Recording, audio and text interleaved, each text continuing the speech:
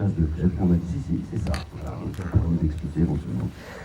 Avant de retourner vers sa passion initiale, la philosophie, afin de la faire partager au plus grand nombre et transmettre toute la richesse de cette discipline aux entreprises, mais aussi au grand public à travers ses interventions médiatiques, nous lui avons proposé ce soir une thématique que vous connaissez maintenant, sens et confiance, proposition pour un management du 21e siècle. Madame, messieurs, comme il se doit et comme Rémi l'a dit tout à l'heure, veuillez accueillir, s'il vous plaît, Julia De Funès.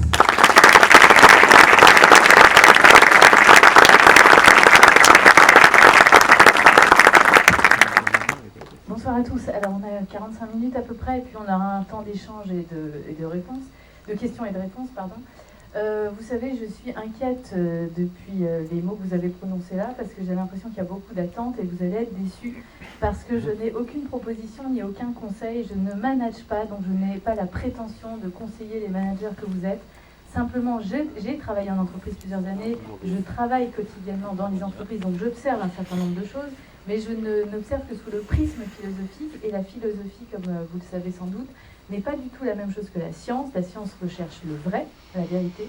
La philosophie ne recherche que le sens. Et le sens ne peut venir que de la confrontation des points de vue. C'est pour ça qu'on aura un temps d'échange.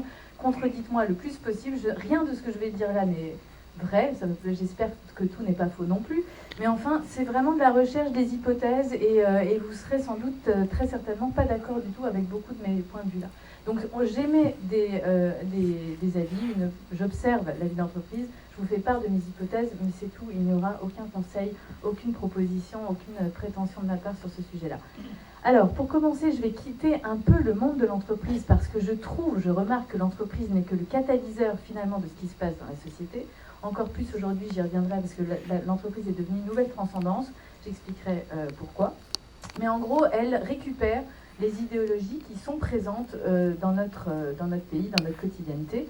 Et parmi ces idéologies, je trouve qu'il y en a une qui prend le pas sur à peu près toutes les autres, qui est l'idéologie de la peur et de l'angoisse généralisée. On a peur, si vous faites le compte, on a peur d'à peu près tout dans nos existences. On a peur du sexe, des OGM, du réchauffement climatique, des gilets jaunes bien sûr, de la grippe, mais aussi du vaccin contre la grippe. On a peur du soleil, des coups de soleil, mais aussi des crèmes solaires qui peuvent être cancérigènes.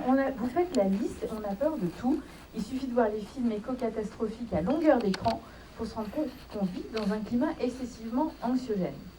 C'est intéressant philosophiquement de voir qu'on n'a plus du tout honte d'avoir peur. On vit avec ce sentiment, on vit avec cette passion quotidiennement, alors que depuis l'Antiquité, depuis 2500 ans, les philosophes nous disent « mais la peur, c'est vraiment le sentiment qu'il faut éradiquer le plus possible de nos consciences et de nos pensées. » Pourquoi ?